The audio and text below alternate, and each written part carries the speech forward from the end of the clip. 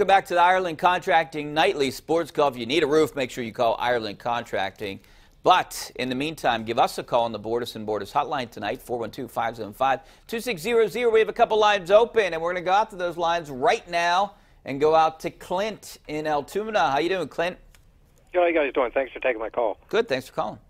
Yeah, I had you guys talk about the Pitt basketball situation. I know you're preaching to the choir here, me being in Penn State country. I don't know what to do with Penn State. I don't know how deep you guys cover Penn State hoops, but it's pretty shameful. Patrick Chambers, a lot of people around here want him out, and he said keep giving him another year. Another year. He's a great recruiter, but I think the head coaching part of it's just not his field. And I don't know how you guys feel. They play like 30-plus good minutes, and then they fall apart at the end of games. And I know the Big Ten isn't, like the ACC. Yeah. But it's what do you guys feel? But I don't think they want to triple or quadruple his salary to get another a big time coach in there because. My feeling is no one cares about Penn State basketball. It's totally irrelevant. It's not like Penn State football where there's so many boosters, alumni here in Allegheny County. I don't think anyone cares about Penn State basketball and haven't for years. It's a totally irrelevant program to me. Yeah, and they've really been irrelevant for most of the last 20 years in the national landscape, basketball landscape. I mean, they made the NCAA tournament the one year, I forget what year that was, in the early 2000s or something. No, I mean, when I think of Penn State, I don't think of basketball, and I think a lot of people think that way. It's a football school, and that's the direction that they're going in. It's a shame because I think Penn State could be a potentially good basketball program in a conference I don't think anyone cares. Yeah, if they devoted money and time to it. Right. And that's what they're not doing. So it's probably like you said, hey, that's not on the top of their priority right now. And it seems like it, and it's just like the Pirates spending money. Obviously not on the top of the priority right now, and I think that goes with Penn State basketball. All right, let's go out to Mark in the North Hills. How you doing? Mark, you there? Hey, yeah, great show. Thanks, man. I did some research today. The Cleveland Browns have won exactly one game more than the Washington Generals have in the past 2 years. But yeah. But that's one game more than Pitt is winning in the ACC until maybe tonight. You know what, though? I wrote my column today about Cleveland. Don't sleep on them, man. I'm not. They have first and fourth choice and 3 second-round picks. I think they can be pretty good pretty soon. Okay, Mark. Well, my question is, though, I thought that the Steelers, I mean, you can let Haley go. I didn't really care about that, but I thought Butler should have went, and I thought they should have got Rex Ryan. I mean, everyone hates the guy, but I thought that would have been a great choice. He beats. I mean, I don't know about Rex Ryan. I think maybe there could have been some tweaks. With him. Yeah, there could have been some tweaks on defense, but you can't give up. I mean, Keith Butler is your guy. Go with I like Keith Butler. I think he's a good coach, but we keep hearing now Tomlin's doing more of the play calling on defense. He's got to take a lot of blame for that. He's the head coach. The product they put on the field, you give up. They didn't give up 45 points because Ben had the fumble return, but say they gave an interception at the 18-yard line. Say they gave up instead of 45, 35 points. Not good enough. Not good enough.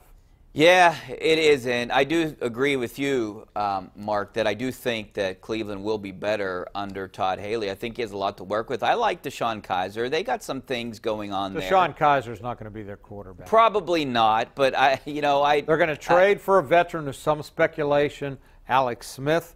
Some speculation they go for Kirk Cousins as a free agent, and they're going to draft the first pick is going to be a quarterback. Yeah, and you could potentially get Barkley at 4 if they don't go offensive lineman. I saw 3 second-round picks. They have a chance to turn it around. And you got to look at Todd Haley. I know a lot of people around here don't like him, but he's had a top 10 offense every year. Done well. And 3 of the last 4 years, they were top 3. So they're going to put up some points. There's no question about it. He's a good coach in my opinion. And he's going to keep his quarterback healthy, too. That's for sure. All right, back out to the phone lines. We're going to go out to Joe out in Charleroi. How you doing, Joe? Joe, you there? Joe, you there? Joe, yeah. Okay, yeah. You're up. Joe's listening. Okay, all right. See you, Joe. See you, Joe. Let's go out to Tom real quick out in Hempfield. How you doing, Tom? Good. Rick, I want to talk about the Pirates and trading Cole and McCutcheon. everybody makes a big rave about it, but really they finished 4th in a 5-team division, so they can't go down too far. I think it's probably a good move just to let it go. Well, depending on what they get back for them, if those players come through, they have a chance. Yeah, I don't think it's going to happen this year. Cole, you still had a couple years control of him. McCutcheon, I get it. They didn't want him to leave for nothing. But it's just the fact that what bothers me, Rich, is they show no inclination that they're going to bring in anybody when they get better and spend some money. We saw that before, 15 when they won 98 games. What did he do? Trade Neil Walker. Started out with a horrible rotation.